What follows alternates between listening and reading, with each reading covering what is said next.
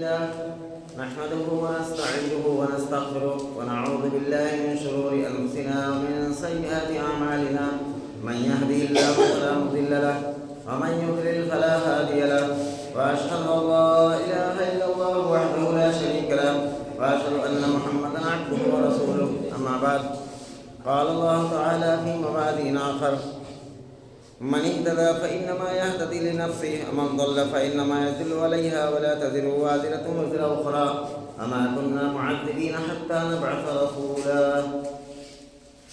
ہر قسم کی حمد و ثنا، تعریف و توصیف بڑے اور کبریائی لائق اور زیبا ہے صلی اللہ رب العالمین کے لیے جو ہم سب کا خالق و مالک ہے. درود و سلام کے بیش بہا نذرانی ذات مقدسہ مطہرہ پر جو ہم سب کے بیچ رشد و ہدایت بنا کر کے بھیجے گئے، جن کا نام نامی اسم گرامی احمد مجتبیٰ محمد مصطفیٰ صلی اللہ علیہ وسلم. میرے بھائی اور بزرگوں، خطبہ مسنون کے بعد قرآن مجید کی جو آیت کریمہ تلاوت کی ہے، اللہ رب العالمین اس آیت کریمہ کے مفہوم اور مقصد کو ہم سب کو اللہ سمجھنے کی توفیق عطا فرمائے اور زندگیوں میں اتارنے کی توفیق عطا فرمائے. سورہ بنی اسرائیل کی آیت نمبر 15 ہے جس کو میں نے تلاوت کیا ہے، اور اس آیت کریمہ کے تعلق سے میرا آج کے خطبے کا جو موضوع ہے، جو ٹاپک ہے، وہ یہ ہے کہ ایصال ثواب اور میت کے جنازے کے احکام و مسائل. آج انشاءاللہ مختصر طور پہ اس کو بیان کرنے کی کوشش کروں گا. سب سے پہلے اس بات کو جان لیں کہ علم کی دنیا میں جذبات کی کوئی حیثیت نہیں. علم الگ چیز ہے، جذبات انسان کی الگ چیز ہے. جذبات اگر علم سے ٹکرا جائے، دلیل سے ٹکرا جائے، تو پھر وہ جذبات کوئی معنی نہیں رکھتا. انسان کے اندر افکار و خیالات کیسے ہیں، لیکن دلیل اگر اس کے مطابق ہے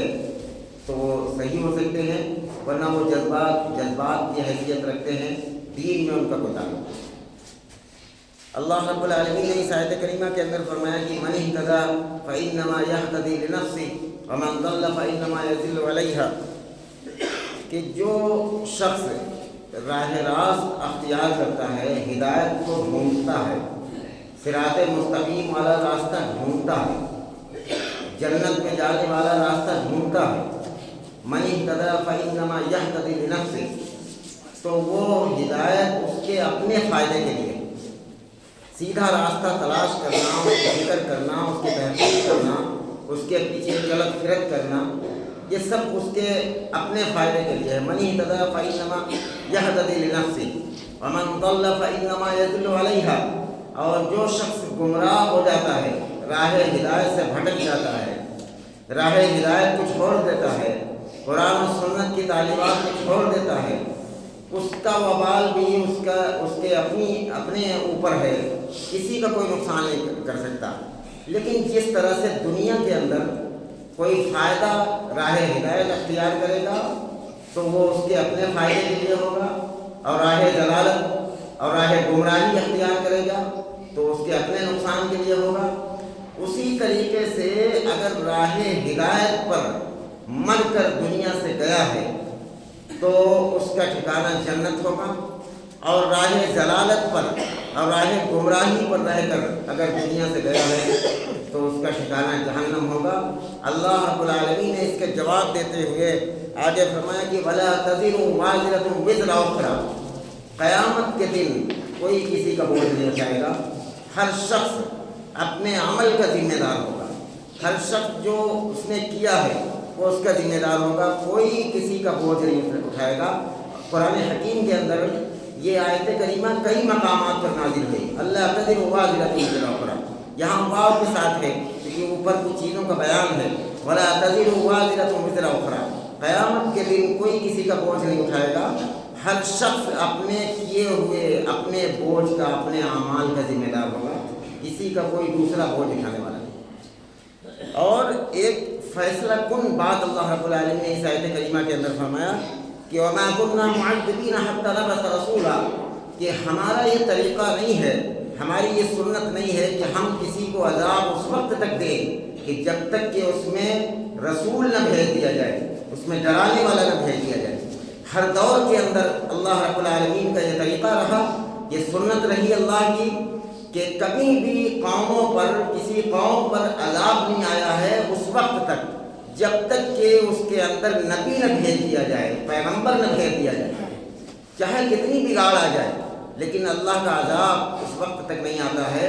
جب تک اللہ رب العالمین اپنا پیغام نہ بھیج دے۔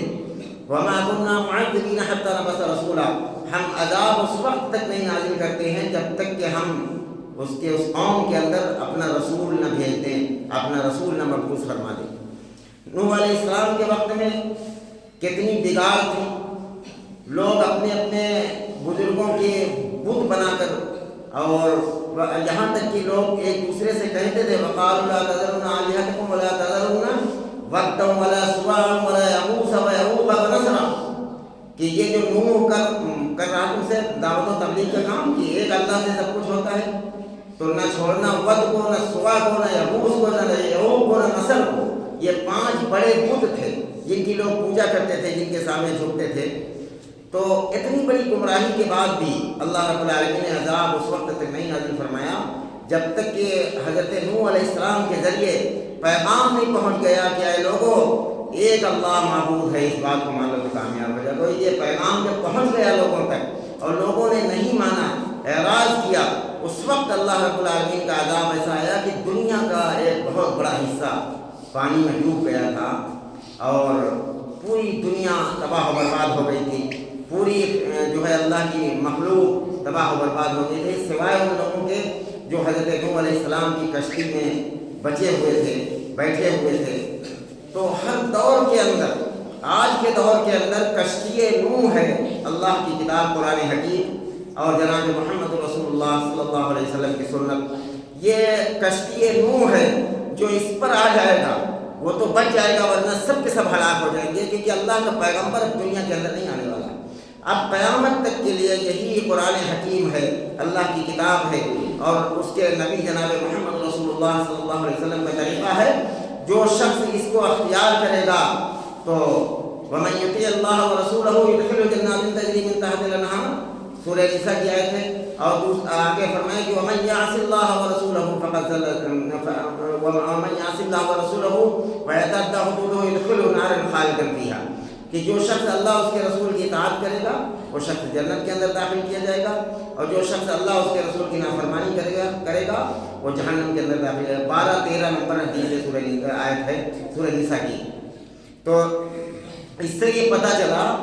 کہ ہر شخص اپنے عمل کا ذمہ دار ہوگا، وَلَا تَزِرُ وَازِرَةٌ وِزْرَ أُخْرَىٰ، قیامت کے دن کوئی کسی کا بوجھ نہیں اٹھائے گا۔ اب اگر ایسا ہوتا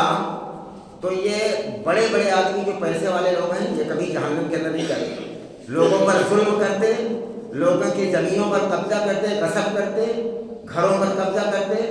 اور لوگوں کو ناحق ستاتے، اس کے باوجود بھی جنت میں چلے جاتے۔ اگر دنیا کے اندر کوئی ایسا سسٹم ہوتا، جیسے لوگوں نے جذبات میں کچھ چیزوں کو بنا رکھا ہے کہ آدمی مرنے والا مر گیا، اب لوگ جو سمجھتے ہیں کہ اس کے لیے قرآن پڑھ دیا جائے، یہ بخش دیا جائے گا، اس کے لیے اتنے مرتبہ سورہ اخلاص پڑھ دیا جائے، کلمہ شریف پڑھ دیا جائے، درود شریف پڑھ دیا جائے، یہ بخش دیا جائے گا۔ کیا ایسا ہے؟ دین کے اندر میں نے پہلے شروع میں کہا کہ جذبات کی حیثیت نہیں ہے دلیل کے سامنے، قرآن علم کے میدان میں جذبات کی کوئی حیثیت نہیں۔ یہ جذبات ہیں انسان کے کہ ہمارے باپ کا انتقال ہو گیا ہے، اب ہم ان کو چاہے کتنا پیسہ لگے، ضلع بھر کے مدرسوں میں قرآن خوانی کروائے، لیکن کسی طریقے سے میرا باپ بخش دیا جائے، کیا ایسا ممکن ہے؟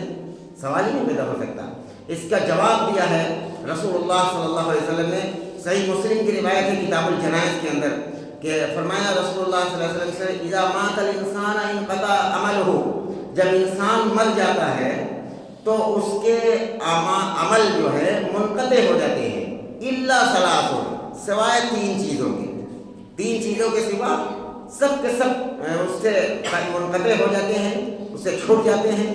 نہ وہ نماز پڑھ سکتا ہے مرنے کے بعد، نہ دعا کر سکتا ہے، نہ کوئی خیر کا کام کر سکتا ہے، نہ کوئی شر کا کام کر سکتا ہے، کچھ نہیں کر سکتا۔ اذا مات الانسان انقطع عملہ،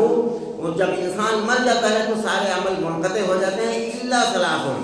سوائے 3 چیزوں کے۔ وہ 3 چیزیں کیا ہیں؟ او صدقۃ جاریۃ، اگر وہ صدقہ جاریہ کوئی کر کے مرا ہے دنیا کے اندر، جیسے مثال کے طور پر کوئی پانی کا انتظام کر کے گیا ہے کہ راستے پر اس نے نل لگوا دیا، پچھلے دور میں لوگ کنواں بنوا دیتے تھے، یا مسجد بنوا کر گیا ہے، یا جو ہے کوئی ایسا کام کر کے گیا ہے جس سے لوگوں کو، کوئی درخت لگا کر گیا ہے جس کے پھل سے، جس کے سائے سے لوگوں کو فیض حاصل ہو رہا، فائدہ مل رہا ہے، تو یہ اجر و ثواب اس کے قبر کے اندر بھی ملتا رہے گا۔ جو صدقۃ جاریۃ، اور فرمایا کہ او علم نافع، دوسری چیز یہ ہے کہ کوئی علم نافع چھوڑ کر گیا ہے دنیا کے اندر، جیسے کہ امام بخاری، امام مسلم نے حدیثوں کو جمع کر کے امت کے سامنے پیش کیا کہ یہ ہے وہ سچا دین جو تمہارے نبی پر اترا تھا۔ اور امام بخاری اور امام مسلم اپنی اپنی قبروں کے اندر ہیں، لیکن آج دنیا کے اندر ہر امام منبر پر کھڑا ہوتا ہے جو بخاری اور مسلم کا نام لیتا ہے، یہ ان کے علم سے ان کو قبر کے اندر نفع پہنچ رہا، پوری دنیا فیضیاب ہو رہی ہے نبی صلی اللہ علیہ وسلم کی صحیح حدیث کو جان کر۔ اسی طریقے سے جن لوگوں نے بھی دین کے علم کی خدمت کی ہے، قرآن کا ترجمہ جن لوگوں نے کیا، قرآن کی صحیح تفسیر حدیث کے مطابق جن لوگوں نے کیا، یہ تمام کی تمام چیزیں علم نافع ہیں، ان کا اجر و ثواب، جیسے کہ مثال کے طور پر کوئی آدمی کسی کو سورہ فاتحہ یاد کرا دے، التحیات یاد کرا دے، اور وہ آدمی اس کے بعد دوسرے کو یاد کرائے، اس سے پھر تیسرے کو، پھر چوتھے کو، اسی طریقے سے قرآن کی کوئی آیت یاد کرائی جائے، وہ اس کے یاد کرایا ہوا وہ شخص کسی دوسرے کو یاد کرائے، تو اس کو قبر میں اس کا اجر ملتا رہتا ہے، یہ او علم نافع۔ اور تیسری چیز یہ ہے کہ او ولد صالح یدعو لہ، نیک اولاد چھوڑ کر آدمی مرے تو جب وہ اس کے لیے دعا کرے تو اللہ اس نیک اولاد کی وجہ سے ماں باپ کو فائدہ ملتا ہے قبر کے اندر۔ نیک اولاد چھوڑ کر مرنے کی کوشش ہر مسلمان کو کرنا چاہیے کہ اپنی اولادوں کو دین کی تعلیم دلائیے، قرآن و سنت کی صحیح تعلیم دلائیے، اگرچہ وہ ڈاکٹر نہ بن سکے، انجینئر نہ بن سکے، لیکن تمہاری قبر کے اندر جس چیز سے فائدہ ملے گا، تمہارا بچہ اللہ کو رحمان و رحیم کہے، کہ بسم اللہ الرحمن الرحیم کہہ کر وہ اللہ کا کلام شروع کرے، جس کا بیٹا، جس کا بچہ اللہ کو رحمان و رحیم کہتا ہو، اللہ اس کے باپ کو عذاب دیتے ہوئے اللہ کو شرم آتی ہے۔ میرے بھائی تو معمولی چیز نہیں ہے۔ آدمی سمجھتا ہے کہ بچے کو مدرسے میں داخل کر دیا گیا اور بچہ بسم اللہ الرحمن الرحیم کہہ کے اللہ کی آیتوں کو پڑھتا ہے، سیکھتا ہے، استاد سکھاتا ہے، تو یہ کوئی معمولی کام، یہ بہت بڑا کام ہے۔ آدمی اگر اس حال میں مر گیا، اس کا بچہ دین کا علم سیکھ رہا ہے، تو اللہ کے حبیب فرماتے ہیں کہ ولد صالح یدعو لہ، کہ نیک اولاد چھوڑ کر آدمی مرا ہے، اور وہ جو نیکی کا کام کرتا ہے اولاد اور اس کے اپنے باپ کے لیے دعا کرتا ہے، تو یہ اس کے لیے فائدہ مند۔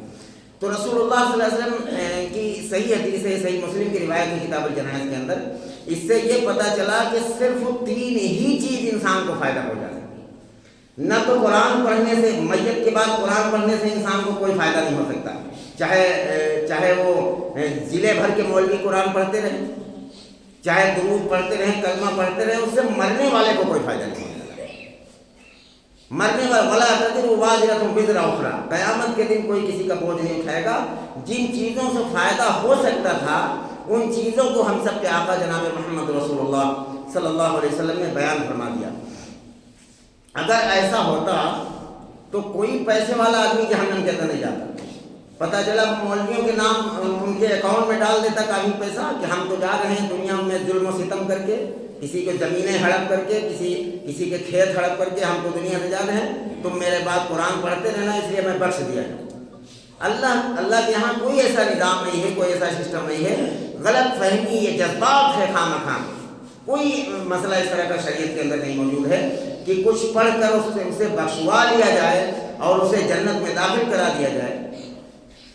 صرف بس وہی ہے کہ رسول اللہ صلی اللہ علیہ وسلم نے جو فرمایا، صحیح مسلم کی کتاب الایمان کے اندر یہ روایت ہے کہ کل امت شفاعتہ یوم القیامہ،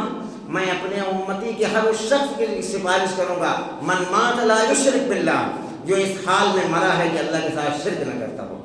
میرے بھائیوں، سب سے زیادہ اس گناہ عظیم کو سمجھنے کی ضرورت ہے کہ شرک کیا ہے اللہ کے ساتھ۔ شرک کر کے آدمی نہ مرے تو بس یہ آسرا ہے کہ رسول اللہ صلی اللہ علیہ وسلم اس شخص کی سفارش کر دیں گے جس کی وجہ سے وہ جہنم سے نکل کر جنت میں چلا جائے گا، بشرطے کہ وہ شرک نہ ہو۔ اور میں چاہتا ہوں، میں نے کوشش کی تھی کہ جو ہے کچھ جنازے کے تعلق سے کچھ چیزیں آپ حضرات کے سامنے آ جائیں۔ میرے بھائیوں، عام طور پر جنازے کی نماز کو بہت سارے لوگ نماز ہی نہیں سمجھتے۔ ایک عالم سے میں نے پوچھا، انہوں نے کہا کہ نماز جنازہ میں یہ مسئلہ کلیئر نہیں ہے کہ یہ دعا ہے کہ یہ نماز ہے۔ بڑا تعجب ہے کہ ایک صاحب علم آدمی جب اس طرح کی باتیں کرے۔ کیا پڑھایا جاتا ہے مدرسوں میں؟ پھر اس وقت تک مجھے یہ معلوم نہیں تھا، میں نے کہا ہو سکتا ہے سلاست الجنازہ کہیں ہے قرآن و حدیث کے اندر کہ نہیں؟ کہاں یہ لفظ تو ہے لیکن اس کے بارے میں کلیئر نہیں ہے کہ یہ نماز ہے کہ یہ دعا ہے۔ اب نماز کلیئر قرآن حکیم کے اندر موجود ہے کہ یہ نماز ہے۔ سورہ توبہ کی آیت نمبر 84، وَلَا تُصَلِّ عَلَىٰ أَحَدٍ مِّنْهُمْ مَاتَ أَبَدًا وَلَا تَقُمْ عَلَىٰ قَبْرِهِ، کہ منافقین کا بیان اوپر سے چلا آ رہا ہے۔ اوپر کے یہ آیت نمبر 84 ہے، اس کے 83 اور 82 اور 81 پر جو منافقین کا بیان آیا ہے کہ ایک جنگ کے موقع پر جو ہے ایک شخص تھا، وہ بڑا منافق تھا، تو کافی لشکر اور کافی تیز دھوپ تھی، لوگ جا رہے تھے، ایک درخت پہ سایہ دار ملا، وہ سائے کے نیچے چلا گیا اور کچھ لوگوں کو اس میں پڑھا کر لے گیا کہ جانے دو، اتنا بڑا لشکر ہے، کیا یار اتنی دھوپ میں اتنی گرمی میں۔ رسول اللہ صلی اللہ علیہ وسلم آگے نکل چکے تھے، اس نے کچھ ساتھیوں کو روک لیا اللہ کے دین کے لیے جنگ کرنے سے، اور وہ خود بھی منافق تھا اور جو اس کے نفاق میں آ گئے وہ اس سائے کے نیچے رک گئے، اور جب وہاں پہنچے تو پتہ چلا کہ اتنے لوگ غائب ہیں، اتنے لوگ تو راستے میں رکے۔ اللہ کو اتنا غصہ آیا، اسی پر یہ آیت کریمہ اتری کہ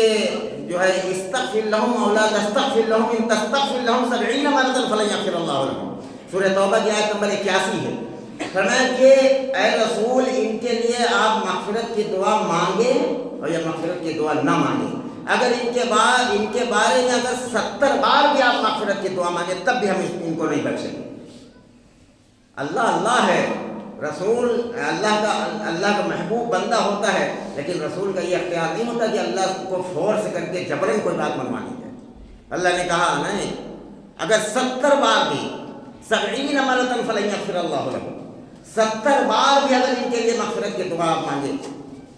تو اس کی مغفرت ہونے والی ہے۔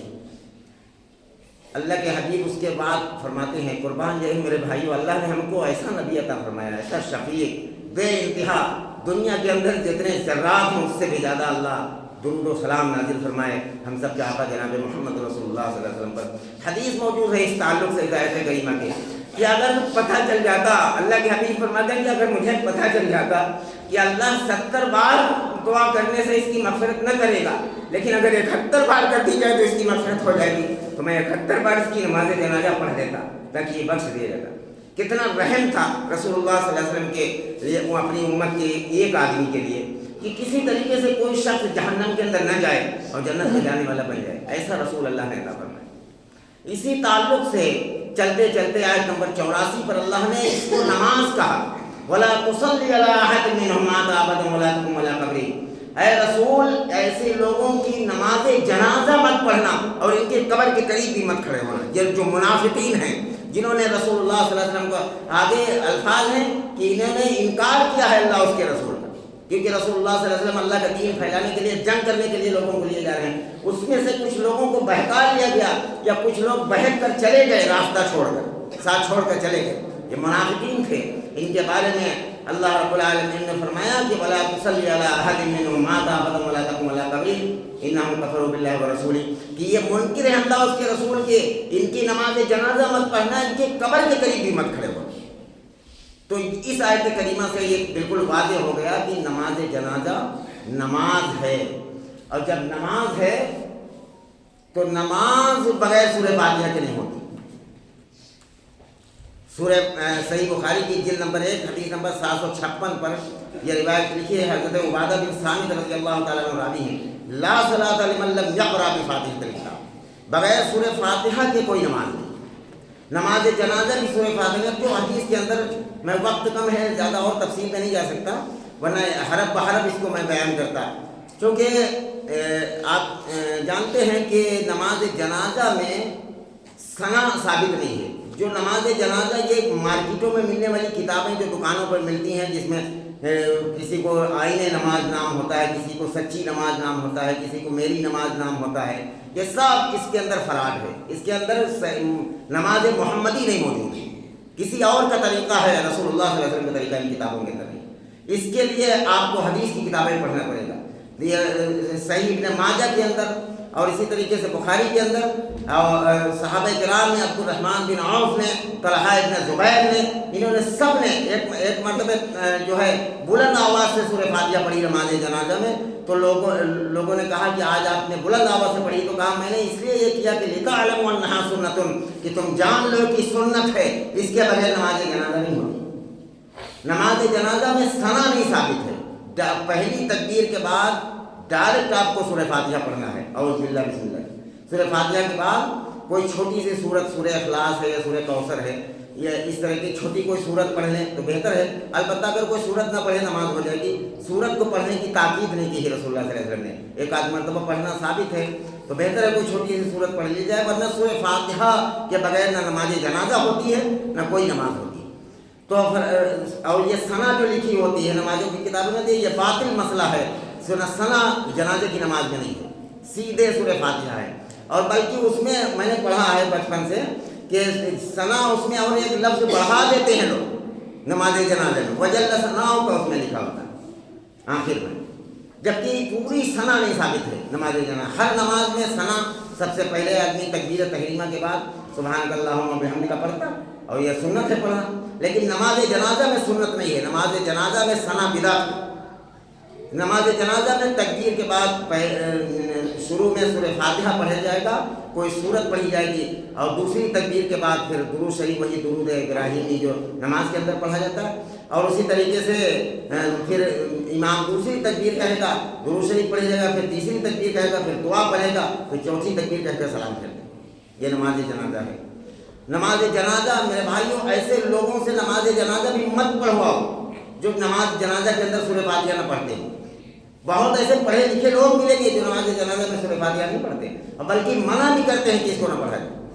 سورہ فاتحہ کے بغیر نماز جنازہ نہیں ہوتی، اور جب نماز جنازہ رسول اللہ صلی اللہ علیہ وسلم کے طریقے کے مطابق پڑھی جائے گی تو اس میں وقت لگے گا، بہت ایک منٹ میں نماز نہیں ہوتی، اس میں کم از کم 6 7 8 منٹ 10 منٹ تک لگ سکتے ہیں، اگر بہت ساری دعائیں جو لکھی ہیں حدیث کی کتابوں کے اندر وہ پڑھی ہیں۔ دوسری چیز یہ ہے جو اہم مسئلہ ہے کہ بعض لوگوں کا یہ خیال ہوتا ہے، یہ خیال ہی ہے، حدیث سے تو نہیں ثابت ہے، کہ بچہ پیدا ہونے والا اگر ماں کے پیٹ سے زندہ پیدا ہو تب تو اس کی نماز جنازہ پڑھی جائے گی، اگر مردہ پیدا ہو تو اس کی نماز جنازہ نہیں پڑھی جائے گی۔ خام خان کا یہ خیال ہے، رسول اللہ صلی اللہ علیہ وسلم کا یہ طریقہ نہیں ہے۔ دیکھیے صحیح بخاری اور مسلم میں دونوں کے اندر یہ حدیث ہے کہ حمل کے 4 چوتھے مہینے میں اللہ رب العالمین ماں کے شکم کے اندر بچے کے اندر روح ڈال دیتا ہے۔ 4 مہینے کے بعد ماں کے پیٹ کے اندر وہ بچہ زندہ ہوتا ہے، حرکت بھی کرتا ہے، اور ہماری ماں بہنیں اس کو اچھی طرح جانتی ہیں۔ 4 مہینے کے بعد روح پڑ جاتی ہے، اور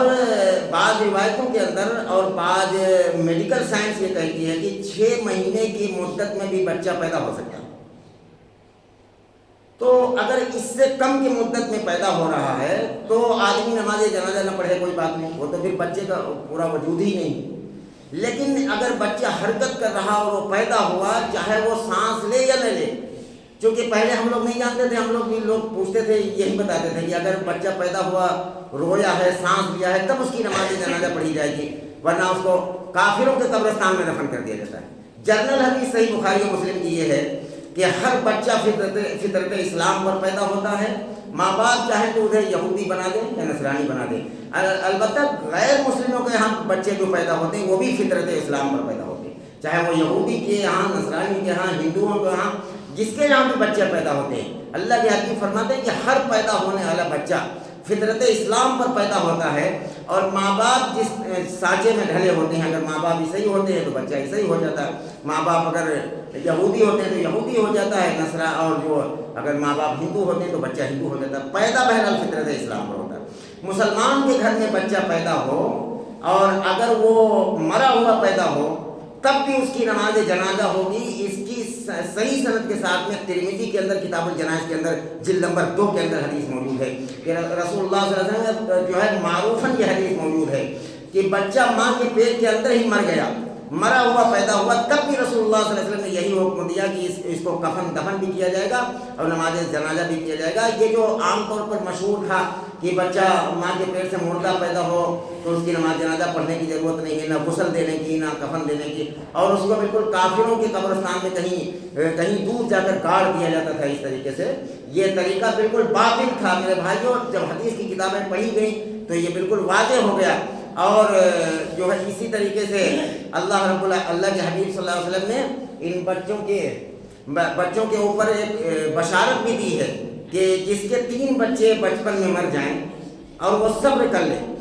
تو اس کو اللہ رب العالمین اس کے بدلے میں، اگر وہ مشرک نہیں ہے تو جنت عطا فرمائے، اگر ان کے اندر شرک نہیں ہے تو اس کے بدلے میں جنت ہے۔ چنانچہ ایک عورت تھی جو اپنے بچے کے قبر پر بیٹھی رو رہی تھی، اپنے بچے کے قبر پر رو رہی تھی۔ ماں کے اندر عجیب محبت اللہ رب العالمین نے رکھی ہوئی، اپنے بچے کی یاد میں قبر پر رو رہی تھی۔ پیچھے سے رسول اللہ صلی اللہ علیہ وسلم کا گزر ہوا، یہ صحیح بخاری کی روایت ہے، گزر ہوا تو آپ نے کہا کہ صبر کر، تو اس نے سر اٹھا کر رونے کی حالت میں دیکھا نہیں، دیکھے بغیر اس نے کہہ دیا کہ تمہارے اوپر یہ کم پڑا ہوتا تو پتہ چلتا۔ ارے دوڑ سے پیچھے سے لوگ آئے دوڑ کر، اللہ کے رسول گزر گئے اور کہا ارے اللہ کی بندی تم نے سمجھا نہیں کس کے کہہ دیا یہ؟